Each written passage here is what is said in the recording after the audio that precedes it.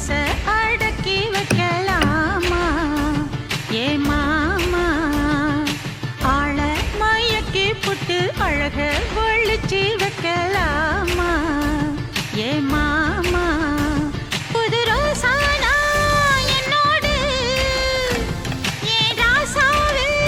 வந்தாடு என் செல்ல குட்டி ஆசை அதிகம் வச்சு மனச அடக்கி வைக்கலாமா ஏ மாமா